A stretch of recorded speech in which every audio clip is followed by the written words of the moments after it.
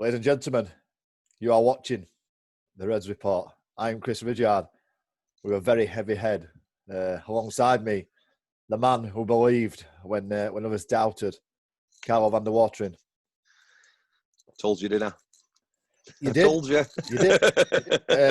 You did. And me and you sat side by side all season, and we believed. We believed until the end. Doubts crept in my mind, as it would do anybody's. Oh, of course. But not in yours. Not in yours. Well, and not in Gerhard Struber. Struber talked about belief and hard work to the end. And that is exactly what they did. Yeah, and I think you have to be honest, haven't you? I think we've seen two different, or maybe three different Barnsley teams this season. You've seen the Stendhal start. I know Murray took over for a few weeks, and then you saw the initial Struber sort of influence. But there's no denying that after the restart, after the COVID break that they had, far more intensity, a defence that was breached a couple of times, except for the Stoke match a few times then, but a solid defence, and the transition from defence to attack, for whatever reason, was far more fluent. And I think he maybe needed that. He maybe needed some time just to talk to the boys rather than being on the training pitch or whatever. But this for me has to go down in the greatest escape. We talk about different great escapes, but to be in the relegation zone from, was it September or whenever? To come out of it in the 91st minute of the last game of the season, that is some escape. But no, I'm not saying it's a fluke, because I think results and performances have indicated that we were capable of it. We just needed to do it consistently, and that's what he got him to do. It's almost as if, just like last season to a certain extent, everything came together at the right point, at the right time. It couldn't have come together any later, really. Any later and we're finished for. And if it had come any earlier, then we wouldn't have had that Grand Slam finish. Struber, an absolute tactical genius, wrapping Clark Odor in cotton wool, knowing full well he were going to bring him on for the last 5 minutes. He's not played him in very much at all since return of lockdown, but he knew full well Carlo was saving him for the vital moment. Yeah. Before that, though, huge, again, compliments to Patrick Schmidt, who, in fairness, Mowatt, when he, with the outside of the foot, the ball's coming, he's got his back to the goal and he flicks it with the outside. Schmidt runs onto it and puts a great ball in. So again, Schmidt, tuned in, and I know we haven't seen him much, but an assist and a goal in 20 minutes of football, if that. Which is not bad stats, is it? And so, it's end of season now. We've survived relegation. We want to talk about the entire season right now, don't we? Because we're so excited. But we are going to do some end of season shows, aren't we? We'll just stick to previewing this now. You look at that. Let's not preview anything else. Sorry. Carlo, I've had far too many beers last night. Honestly, I did not get to my bed until 3 o'clock. I was sat around the fire in the garden, the fire pit in my garden, with another 5 Barnsley friends of mine. We were sat there just enjoying it. I know it's boring, but I was in bed by about. There's nothing wrong with that. You were dreaming of Patrick Schmidt. We all dream of a team of Patrick Schmidts. Let's review the game from yesterday. So you look at that starting 11. We expected as much, didn't we? Let's start at the beginning. Let's start at the back. Jack Walton, just talk to me. What a phenomenon he's been. He's been unbelievable. He's been absolutely immense. I don't think anybody expected him to be the number one after the restart. I don't think anybody expected that. But, he got the nod. And I know we talk about the defence and how good they're doing, but Jack Walton, in almost every match since the restart, has made an absolute crucial save. He did it again yesterday with the side of his arm onto the post. That reaction save is just absolutely immense. And that, to me, ultimately shows it's probably right to do so, because he got the confidence from the QPR match and he just carried it on. Big save QPR game, one-on-one. Yeah. Big save against Luton, one-on-one. Yeah. Yesterday, Leeds. Absolutely immense. When Davis went in the summer, I spoke with Jack, went to an interview with him, and I said, surely your time's now. I was thinking in my head, he's going to become number one. Jack Gratteau would have been number two. He's back up. And then we bring in two goalies, and really we wasted probably 6 or 7 months there. And I think Collins is a wonderful goalkeeper, and I have no doubt he's going to go into, but with a Radlinger sign. I just thought that was a bit of a weird one. I thought we could strengthen in other places. And then what we'd seen at Walton, he were always good enough. He was good enough at Walsall. He was good enough when he filled in for Davis, you know. I just thought he was treated quite unfairly, but that man has staked a claim for that number one shirt. And what unbelievable! You've got, you know, you're talking about a rookie defence to a certain degree, but you've got him still behind. He's absolute Superman. He gets the confidence from the people in front of him, but I think his confidence was dented early on the season when Radlinger was brought in, and you sort of thought, you know, we've got 3 now. And Walton must have thought, what do I need to do? Because when he were called upon, he always did all right. Of course. The only way of showing what you can do is performing when you get the chance. And that's what he did. And in very difficult circumstances, because everybody talked about, we never win a QPR, we ever won for 70 years. You know, there were no fans. It was all a bit weird. The first game back, to make that safe, and I think his confidence just grown and grown. And his class. You know, it's not that. And in fairness, you know, when called upon, he performs. And that's all you can ask of a goalkeeper. But at times we've been on top of teams for 30, 40, 50 minutes since lockdown. We've been on top. And he's not had to do anything in them times. And then he's been called into a big moment. And he's come up every time. We'll move forward then. Solbauer, Anderson.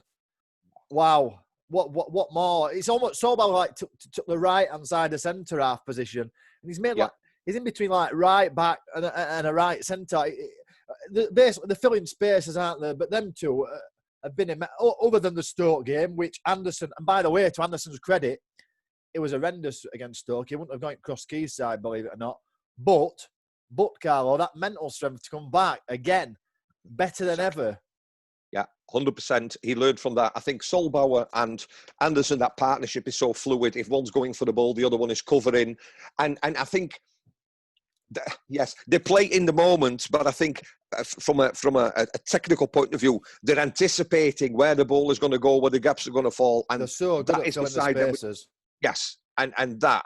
And then in fairness and criticism, you know, they're then helped by 2 wide defenders, if you want to call them, whatever, that going forward are great, but actually coming back do a lot of work as well. Yesterday, Jordan Williams sort of, I don't know, he took one for the team, didn't he? And then almost got a second yellow, but obviously the referee didn't.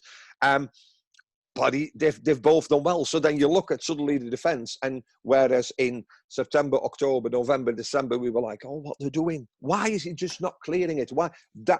He's learned that bit. I mean, he headed one out yesterday, Anderson, and I'm pretty sure it ended up in Craven Cottage because it went over the stadium, and you know, so absolutely fantastic. And I think that shows that although he's young, he's learning.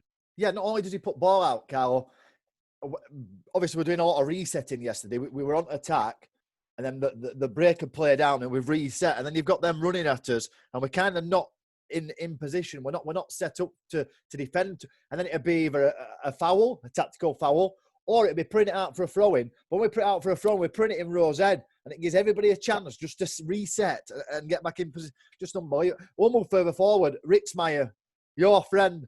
Go on, just give me that number again. I know you were on the video. 17, Marcel Ritzmaier. Where do we go from there? I mean, you look at them two in the middle. Marcel Ritzmaier and Mowatt picked up them central areas majority yesterday. Them two, they were brilliant, weren't they? The ball retention was good. Marcel I can't remember Ritzmaier giving the ball away much. They made the side tick. They were clever. They attacked when they needed to. But yeah, go on, Carlo. Couple of loose passes by Ritzmaier, but I think everybody had 1 or 2, which is not a problem. And what I found is actually he's an asset in midfield. Works very, very well with Mowatt. Reads the game very well. And listen, I'm not impressed. Our thoughts previously, almost like they've been listened to because they kept him away from the set pieces because in fairness his delivery just wasn't good enough. No. But then he's offered, you know, he nearly scored against, was it Leeds? Or was it Forest? No, it was Forest, wasn't it, when he had a vicious shot at goal? And it just, when we're attacking, we lose the ball, it's a save or whatever, he is one of the first to then track back and help his defence. Absolutely immense. Both him and Mowatt. I mean, Mowatt with that touch for the final goal. And whilst we're giving our compliments, to me, we still haven't got to our man of the match, but I'm sure we'll get there. We'll get there. That Mowatt touch you've mentioned again, Carlo, that potentially could be his last touch in a Barnsley shirt. Yep. He's been outstanding this season, and he deserves whatever move. If he is to get a move, if he doesn't want to leave Barnsley, he deserves every bit of success, doesn't he not? 100%. He's led from example. It's not been easy. We've seen some of the gaps. He's had to pick the boys up after we've lost with silly mistakes. But I tell you what, his work ethic, his leadership on the pitch, you see him going to players, arm around, a high five, and he's been inspirational. And I think what he's been really good at is almost like translating what Struber wants, but he's on the sideline, on the pitch to the other lads. And it's been an absolute pleasure watching Alex Mowatt coming from Leeds. I remember we'd recorded a Reds report, and we walked out of the room and we were sat sort of like behind where the box office is, and Mowatt was sat there. And we were just waiting for the paperwork to come back from Leeds. And then we saw him play, and obviously he went on loan because, the Mowatt now to the Mowatt then, that is pure to me dedication, 100% dedication, hard work, and I think the captain's armband, very much like Conor Hourihane did, I think has helped him grow up to be, a fantastic player. If he does leave us and there is a big money move, then you know what? Good luck to him. And I mean that. And he'll leave here with, he should, if he leaves here, nobody should have any negative feelings towards that, because that lad at times single-handedly carried our team over the 90 minutes. Yeah. Anybody that played any involvement in this season, really, to a certain degree, should hold their head high. What a 100%. Massive achievement. They've written their names into folklore. We'll be talking about this for 10, 15, 20, 30 years.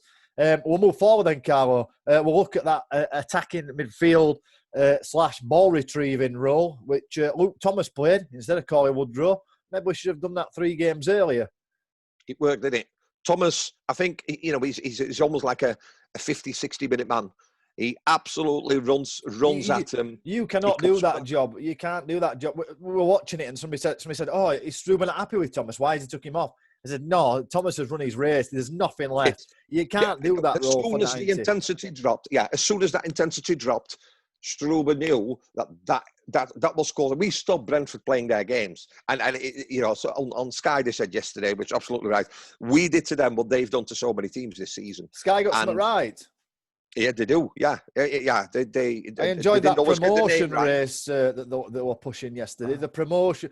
I think they didn't look at table until the last minute. Anyway, Sky can shove it, and so can EFL and the poor referees. Stayed up.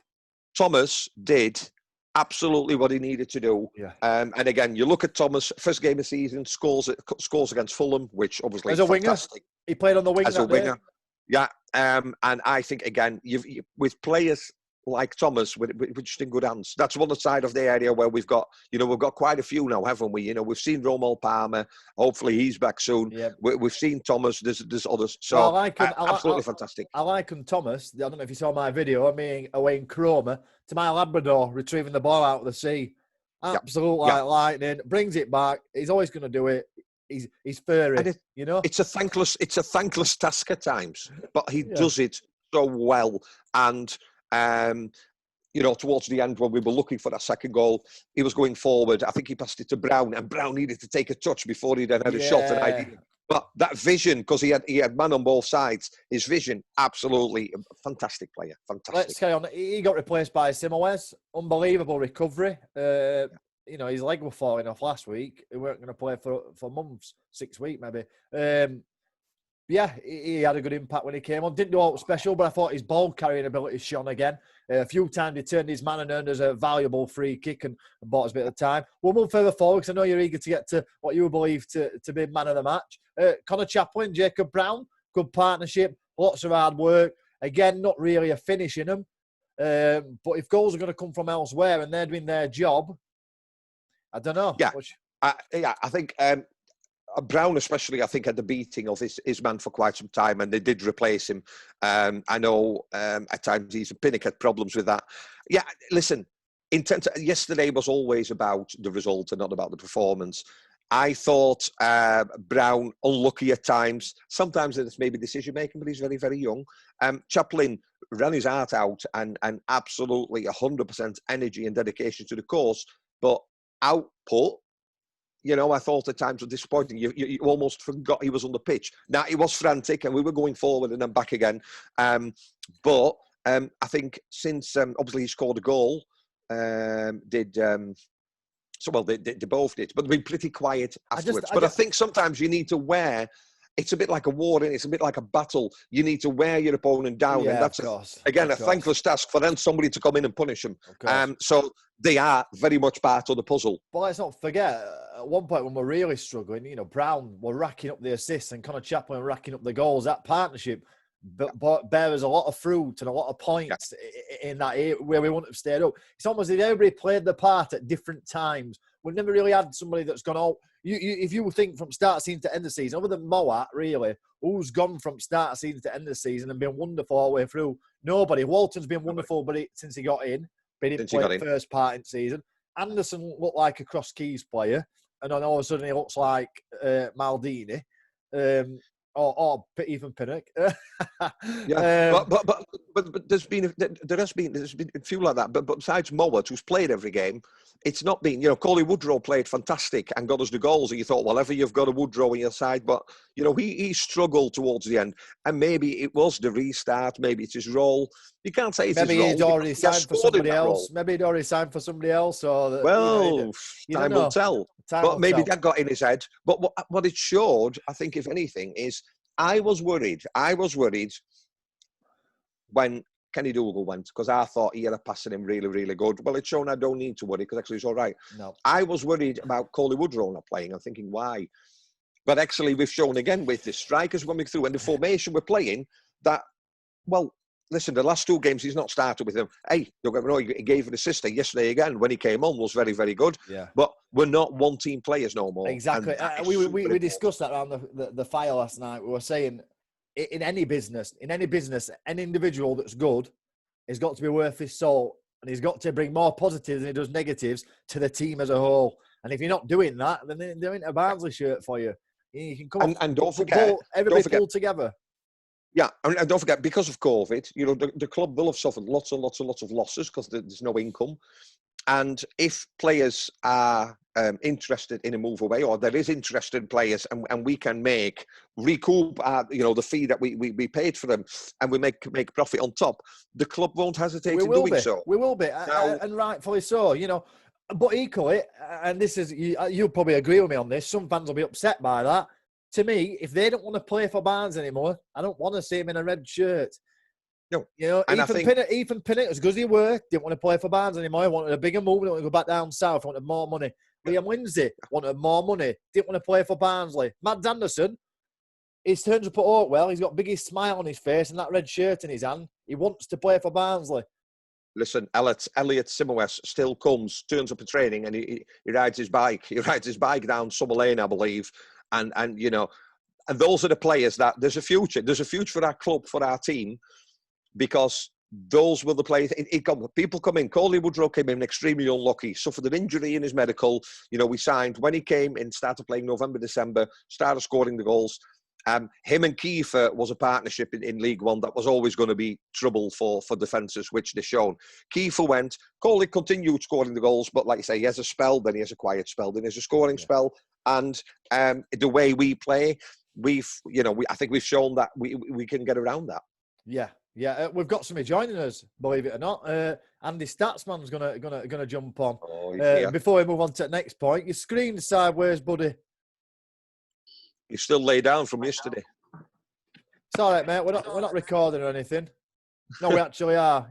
Why shall we all sit like that? Cole, my screen sideways. You need to turn it other way, buddy. Or pretend you're laying down. Oh, that's it. That's better. Look at him. I'll have to hold it. Moving on then, Carlo. Patrick Schmidt. Is that what you want to talk about? Is that where you want to go? No, I want to talk about Callum Styles. Let's talk about Callum Styles. Andy, before Carlo waxes lyrical about Callum Styles, he's been dying to do so. Just initial thoughts from yourself. We in 30 seconds. What's your thoughts? What, from Callum Styles or from No, yesterday? just in general. Just the general. It's like a fairy tale, isn't it? That's what I was thinking last night. You know, just so many different stages where we were dead and buried. 9 points adrift, 7 points adrift, 5 points, 4 points, and then, you know, it's do or die against Forest, and we did it. And it's do or die against Brentford, but relying on others, and we did it. And, you know, just like a fairy tale. That's all. Yeah. Many a times, myself and Carlo and your brother and Joe Beardsall and Doug O'Kane, and we all sitting there, you know, in the press conference, you know, on a rainy December match where we've been beat again, and we're now 7 points adrift, and we ain't got a manager, and you just think you're not coming back from that ever. And we've come back, and then we've been back there again, and come back, and been back there, and then just come back at the right time and secured it. It's quite an achievement. Unbelievable. Yeah, I said before that I think it was about just before we restarted that if we were to survive from that position, it would eclipse what David Flitcroft did in 2013. And if what he did was a miracle, you'd have to invent a brand new word for what Struber's done. Yeah. I think, Andy, because I think I saw some people on social media today sort of comparing it. You have to bear in mind that when we played Huddersfield, they were happy with that result as well, whereas Brentford was still coming. And, you know, Huddersfield were down there with us. This was top against bottom yet again. You know, the difficult running last 3 matches has to be, I think, Barnsley, when you play the number 1, at that time the number 5 and the number 3. Yeah. And look at the performance. I would also argue, Carlo, in terms of timeline and where we are in football and how far it's developed since Flitcroft, I would argue that the wage budget, the difference between the bottom of the league and the top of the league is much bigger. I feel like we're punching way above us weight, even further than probably back then. It's ever increasing. Yeah. Forever. Carlo, I know you've waited forever. Let's have a Callum Styles loving. Let's have it. Listen, I think Callum Styles, I remember interviewing him in the fan zone with yourself. Yep. And it was the time that the Bury sort of went out of existence. Very small, very shy boy. What happened there? Because he looks immense and he looks nothing but shy. This is, when they talk about lower league players that, you know, we can develop and we can sell on, to me, you look at an Odo, you look at maybe a Palmer, you know, you look at a Simoes. Callum Styles, for the few starts that he's had, I think he just epitomises everything that we want to see in a Barnsley player. And it's not about, well, he runs a lot. He's actually, to me, very effective with the ball. Whether that's going forward, I mean, the goal yesterday. And this is when I said, obviously you hope, but like, if a Mowatt was to go, then I think, you know, you've already got a midfield general in waiting almost. And I know he's only really young, but that lad, to me, I know people are on holiday, but I think we need to look at the contract situation and offer him 15 years or whatever, because he doesn't look young, he doesn't look small, he doesn't look shy, which is quite, you know, what a player. He looks so composed. We'll move on to Schmidt. Andy, Carlos just talked about Styles. Just tell me about Schmidt. Three touches last night. One killer pass, one key pass, and it's in the back of the net from Odo. You know, it's what he does, isn't it, Schmidt? You bring him on, and sometimes he's anonymous, but, you know, other times he's just lethal with his passing or his finishing. So he's handy to have in the squad, isn't he? Yeah, I have to apologise for Patrick Schmidt. I absolutely writ him off. I didn't think he was good enough for this level. I'm still not convinced for 90 minutes he can be. I'm sure that he's going to grow over time. But you're right. What a massive part he's played. Go on, Carlo. I can see you grinning. I think, you know, talk about his mental strength. For somebody to get 10 minutes here, 5 minutes there, I have to say, me and Patrick, we're Facebook friends now. So I love him. It was his birthday yesterday as well. So I actually hoped on his birthday he'd score the winner.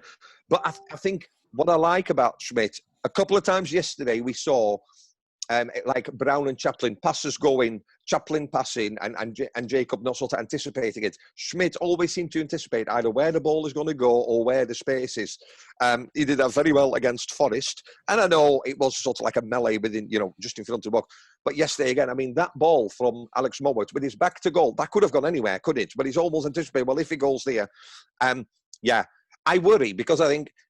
Will you get that if you play 90 minutes every week? And he might. I don't know. But it's exactly what Andy says. To have him in the side. Talk about impact subs yesterday and on Sunday. Masterstroke. But it's funny you mentioned the 90 minutes. The season we've had, what a strange season it's been, by the way. It's been immensely long. It's stopped for a long time. But you look at that, those players as a whole, just as a squad, not as individuals, as a squad, the contributions, the individual contributions that have come to that whole is, you just think about something like Matty Wolf, who gets the nod. He comes off the bench and he held off the defender, didn't he, for Schmidt to score. It's just, everything just seems to have gone so well. You talk about fairy tales. You're probably right, Andy. You're probably right. It is a fairy tale. Unbelievable. Carl, I don't know what else to talk about. We've done the preview. I just don't want to go into. Sorry, we've done the review. I just don't want to go into next season. No, I don't. I just a question to your two then. Do you feel after the restart with the way Barnsley's been playing, the players we've used? You talk about Wolf. You talk about Palmer. You talk about Eldorstro. Do you feel, honestly now, the board has somewhat been vindicated in their approach? They've had a lot of criticism from various people. They talked about the best transfer season ever, blah, blah, we've blah. Had criticism. On the show, we've had people give me and you abuse, verbal abuse, and name call because we were positive about the way that Barnsley are doing things. Me and Andy probably slightly disagree on this. Andy, I'll let you go first. It's a tough one, isn't it? Because we've survived. But then if Wigan don't get that points deduction, we don't survive. So I think you can't say that the board have been fully vindicated with the transfer policy and bringing in 12 brand new players, an entire new first team, if you like, in the summer. Because initially we were in such a perilous position, and it's only bringing in Struber with a new system and Solbauer at the back with some experience that saved us, in my opinion. Yeah. So I think they've got to take lessons from it. Yeah. Stick to the policy, but adapt. Don't be so rigid with it. I don't think we've seen the policy work to its full extent yet. I think it's still a work in progress. I think bringing 11 players in the summer is naive, but we need the bodies in. We need the bodies in to fill out the squad with players that we lost. We lost 4 big players that got us promotion last season. 4 first teamers really. We need to fill out the squad. So 11 signings needed to be made. Are 11 signings going to be made every summer? You'd hope not, because that would be a terrible policy. You'd hope that would just to get us to this situation. You'd like to think that now you're probably going to see 2 or 3 leave every year and 2 or 3 come in, because that's not just us. That's any club. You think about the great Manchester United, and from 1993 up to 2000 and probably 3. They did that. It was a conveyor belt. Players dropped off the end, other players come on. That's how it works, isn't it? But you can't be doing that with 11. It's a work in progress. What did they do in January? Andy? Tell me what they did in January. Well, they fetched in Solbauer, Ritzmeier. Neither fit, do they? Neither fit what they set out to do. Well, so they've learned from the mistakes, have they not? Well, was this a temporary fix? Because my viewpoint is that if they say we've succeeded, then you're putting a plaster over something that needs stitches. I can't agree more with Leon Wopshell, who said this. Going forward, much will be made of the 2019-2020 being the ultimate vindication for Barnsley's model of buying young players. I think differently. It shows that Barnsley could go to the next level with a few more senior heads to really unleash players' potential. And I firmly believe that bringing Solbauer in made Anderson a better player and made Walton a more confident keeper. And I think, by all means, but I think it shows prior to bringing Solbaugh and Ritzmaier in, we struggled. So it needs strategic, from experience, mentors on the pitch, whatever you want to call them. Just like myself, you, Carlo, and Andy. Well, not so much Andy. Highly educated people. No, I'm kidding, Andy. Highly educated people, professionals, right? We are intelligent enough to spot what worked and what didn't work, and then go, hold on a minute, I'll try it like that again this time. Surely, people that run a business, a £1 billion business, bear in mind, are intelligent enough to go, that worked, that didn't work. Hold on a minute, we've got something here. You can't vindicate what happened before in the summer and say that worked, because it didn't, did it? However, it did work with 2 or 3 experienced players. I think it started working when. Well, again, we're going over an old grabber. I think Solbaugh, Ritzmaier, we just talked about Ritzmaier, Andy, that when we took him away from the set pieces, actually in that central role, he's contributed, hasn't he? You know what I mean? And I suppose because of his qualities, he almost at times gives Styles the freedom to go forward because he will cover. And I think everything yesterday just aligned. That doesn't mean, because after 80 minutes, I was screaming at the telly thinking, why are you not bringing anybody on? Obviously, I was expecting Almey. I'm like, bring Almey on. Why not bringing Almey on? Well, Anderson had gone up front, so yeah. Andy, we're going to have a full episode covering the entire season. We're going to have a few, actually. There's going to be a fan episode, a media episode, and also there'll be ex-players on there as well. If you can get some stats and whatnot together, do your business. We'll invite you on and you can show us what we've got and why we stayed up. You show me why we stayed up. I will. I've done a couple today. I don't know if you've seen them. I think I've retweeted a few of them. Brilliant. Love the Patrick Schmidt one. Love the go on. Tell us them. Tell the 2 that you've put out today. It's unbelievable, really. This is with a slight caveat because we don't have reports with exact goal times. Going back 100 years for some games, but it looks as though it's the first time in about 5,300 games in the entire history of the club that we've ever won back-to-back games via 90th minute or beyond winners. Which, when you think about it, what a time to come! Yeah, that as well. Unreal, really, that we've never done it before. But what a time to do it for the first time. Yeah, and I saw a stat. I don't know who he is. Surname Mayhew on. I think he does stats for the EFL, and he put one on. We retweeted, and it was the number of shots we have in a match compared to the number of shots we've sort of like against us, and we're third in all his stats. Barnsley are third. It's like playoff material. You know what I mean? So I think if you eradicate some of the mistakes that made us lose the matches and some of the silly, things we did on the pitch, I think going forwards, which is for another show. Hey there, Carlo. Maybe he's gone. It looks nice, though, doesn't it? I'm not sure what he was going to stay. I would imagine that we could go forward next season. I think Struber's a massive key to that, Andy. I think he's a huge key to that. We don't want to tread on the next episodes that you're going to do. Looking forward to next season, obviously. But I will say that I'm excited for next season. Yep. We're going to see players leave. That's inevitable. We're going to see new players come in. But on the form that we've shown after the restart, I am very excited for next season because the numbers that we're showing, except for maybe the finishing, which we all know about, if we can improve that, the numbers that we're showing are fantastic and they bode well. So I'm really excited for next season now. We'll leave that there, Andy. What a night. My head still hurts. The garden needs tidying. I hope you had a nice night last night. You were good company. Carlo's gone. Thank you. Carlo, thank you very much for joining us on our podcast. I'm Dutch, blah, blah, blah, yakady schmackady. Brilliant. Andrew Goodwin, thank you very much for coming on. Statsman. Cheers. All the best, buddy. See you later. Thank you for watching, everybody. You Reds. You Reds.